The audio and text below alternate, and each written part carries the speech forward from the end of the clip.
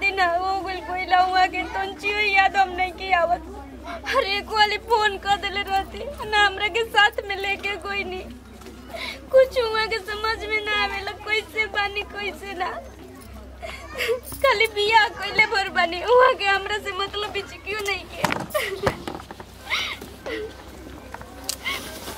हमरे नियन मेरा नु भी तो अकेले घर में भी है ना तो नहीं यार अपने कोई चल गई रही। काहे दीदी काहे रोता नहीं? काहे अब तोरे से बताई तो के नहीं के मालूम का इतना दिन हो गए हमके छोड़ के कोइला। अरे हमारा के तो सब करनी है मालूम बउआ। अभी कोन हुआ के मछली बेचे गनी हां देख के तो खाली भइल त ले आके धनी का करम नसीब में उहे मांग के आई रहनी। इतना दिन कोनो मरद अपना मेरा नु के छोड़ के बाहर रहेलो सन। तब का करम रौरे बताई रोए से उ आज ही गाना रे कहना मान दी हने। कम से कम फोन तो करे के चाहिए हमरा सबूर रहित ना।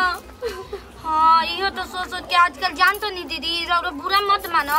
आजकल भतार के भेजे लाइक बाहर में रख ले तो सम बतियावे लागो तो सम सब देखो हमार भतार ओइसन ना होन ठीक बा। हमरा मरद के बारे में कुछ मत भैया जी के नहीं कहत दीदी। अब हमारे के बोला तनी सही बात कहला पर न तीता लगत रुए। बताव आजकल के मर्दों न मेहरानू के छोड़ के चल जाता रसन बाहर। ई न खसन सोचत न कि कैसे मेहरानू रहत होई सन कैसे ना। अब फोनो नहीं खसन करत। ये न आजुक जमाना के देखते हुए डरो बा देह में कि कहीं कुछ उल्टा फुल्टा न कर से हिम्मत आ नहीं ऐसा कोनो काम मत कर जाना से दीदी के तकलीफ और दुख होके भई रहत रुए ना खाते ना पिए क्या टेंशन में रहत रात दिन हो। टेंशन में ना रही तो का करी जी रौरी बताई। अच्छा ही बताई ना भैया जी के पता चलो तो रुए आता ना साल हो गई वहाँ के अला ना कुछ ये हम सुनले बने ना कि कोई जाला ना तो जोगी के बन जाला कितने भैया जी जोगी पागल हो। हम 2-3 गो आदमी से बोल देले बानी बाहर कोई ना हो जाता ना पता उता लगा के हमारा का खबर करी हो जाए। ऐसे उ बच्चा थोड़े बानो। देखो तन दीदी पगलाई रहतनी ना खाते ना पियतनी रोत रहतनी कोनो देखी मेहरानू न मरद खाती ना टेंशन में रह ना टेंशन मत ल जा कोनो दिक्कत ना होई। आज हम समय से देखलू कि हऊ पड़ोसी में के एगो रहना 14 बरिस के बाद है ना। ठीक बाजी हम रोज हर बात मानो तनी लेकिन एगो होला ना कि तनी फोनो आवत रहेला त तनी सबर रहेला। चलो ठीक बा ये बात सही बोलता तू। चलो क्या कर रही हो तुम? कैसे कैसे गिरा देती हो चश्मा? पता है यार यहाँ पर ऐसे से रास्ते है ना कि मेरा हर एक सामान गिर जा रहा है। गांव में ऐसे ही रास्ता रहता है। ये शहर थोड़ी है कि तुमको प्लेन मिलेगा रोड। पता नहीं एक तो ऐसे चीप टाइप की गली है जहाँ से स्मेल और कचरा पूरा भरा हुआ है। यहाँ पे सफाई भी नहीं होती है क्या? नहीं धीरे धीरे सब सफाई हो जाएगी। आप देखो कैसे घूर घूर के सब देख रहे हैं। कभी लड़की नहीं देखा क्या यहाँ पर लोग? छोटा कपड़ा लगाई हो इसके लिए। व्हाट? जो कपड़ा लगाई हो ना छोटा इसके लिए सब देख रहे हैं। एने ओने रख दी नहीं ना तो सरिया कर रख दी सब एने ओने छिट। ए भौज गई पार दो हटाओ। अरे बाबू जी ही पर रख बात में नहीं समझ आ रही है और कौन ना बेचैनी ना चलो चली जाई गोठन धोई खाना ना सब सरिया दी छोटको ले मांग लो।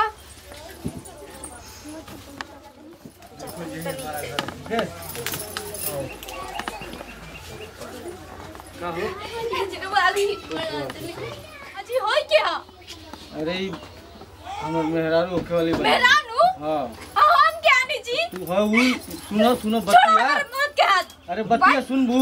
ये क्या ऐसे क्यों रिएक्ट कर रही है? बहुत अमीर घर का लड़की भी है। बहुत अमीर घर के लड़की भी है तो कहां हमारे सुहाग छीन ली? ना हम उनको सुन रहे नहीं? हम वो लड़की के भगा दी। जो जहां से बड़े घर के साइड से ठीक है ना? ए झगड़ा मत करो। तू हमारे मर्द के हाथ धो के आओ तेरा लाज लगा तेरे दूसरे के मर्द। ये मेरे होने वाले हस्बैंड है। तू कौन होती है बीच में बोलने वाली? हम इनका मेहरानू अनी ठीक पटे। मेहरानू नहीं? अरे रोक लाज ना लगा जी। क्या? ये आपकी वाइफ है? जी मैं भी कौन हूं? अरे रोवा ही अगर मैं हम रो के बता। अरे सुन रे तू कहे तो अरे हां भैया। अरे भैया छोड़ के देख नहीं पिया को के लेके आई वो नहीं तो गई लगा देकर कपड़े और क्या हो भैया?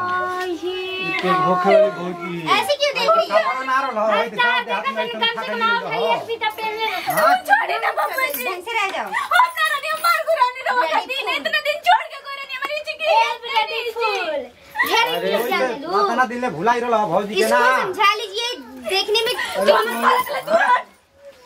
हट जा मेरे हाथ में से। तोरा काहे झगड़ा करतो सोए? देखी रोई कहीं झूठी है। ये रौरा बहुत बड़ गलती करले बानी। एक तो हमने के घुट घुट के मारते हैं जे कि रौरा फोन ना करते हैं ना मैसेज, और रौरा के हइये मिल लिया है हॉट पैंट वाली। छी शहर में ऐसा कपड़ा लगा लो। एक से बड़ में पूरा ओ मन टेंशन। अरे उनका छोड़ी ए सुना, तू चाहे जे कुछ भी होगा। अरे आप बताइए तो के सुनू तेरा मरद के छोड़ दे। मतलब का झगड़ा देखा हम दूंगर मेरा नो नहीं देखा उनका नाम के सिंदूर लगैले वाली मंगा सुन देले वाली। देखा तू केहू के बेटी बहन बाड़ू ना, और तहार बहन के साथ ऐसे होई तो कितना बुरा लगी। समझ जाइए एक बहन बड़े वाली बहन। लेकिन मैं भी बहुत उनसे प्यार करती हूँ। प्यार हमर चाहिए से शादी भाई बताइए से हम कितना इंतजार बतावा तू को बीवी के चक्कर में तू खुश ना रह पाइबू, आ शादी मेरे पैर मत पड़ो, उठो पहले। हाँ, मेरी अभी शादी तो नहीं हुई है, लेकिन मैं उनको छोड़ सकती हूँ तुम्हारे लिए। मैं नहीं चाहती कि मैं किसी के सुहाग छीनकर अपने मांग में उसको सजाऊं।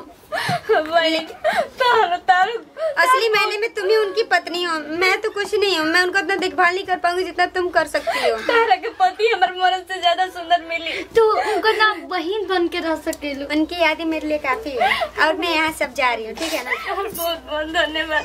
अब मेरी बड़ी बहन की तरह हो, ठीक है ना। चलिए हम हाथ आपका विदाई कर देते हैं। विदाई मैम, मतलब आपके घर भेज देते हैं। ठीक है, चलिए दीदी।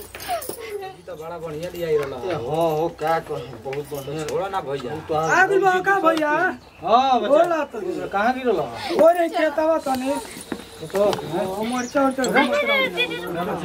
मैं जा रही हूँ, ठीक है। जा रही हो? हाँ जी। क्यों, क्या हुआ?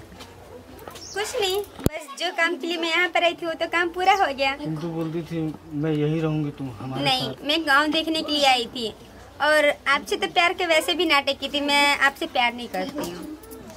साथ। ये क्या कह रही हो? सही कह रही हूँ। प्यार तो असली मेहनत में तुम्हारी बीबी करती है। जब तुम मुझे कहानी अपनी सुनाए थे ना, उसी दिन मैं ठान ली थी कि तुम्हारी बीबी से मैं मिलवा के रहूंगी। बस वही काम पूरा करने के लिए यहाँ पर आई थी। बहुत अच्छा बाड़ू। लोग कहते नहीं है कि प्यार हर किसी के नसीब नहीं होता है। सही बात है। अपनी बीबी को संभाल के रखेंगे ना तो जन्नत मिल जाएगी। और मैं चाह रही हूँ। चलो अब स्टेशन पर छोड़ ले ले, छोड़ का बैग ले ले। चलो आओ, गाड़ी लगा के। चलो चलो छोड़ लेके आओ। ए रीता तक हम ही को चलो जा। बाय।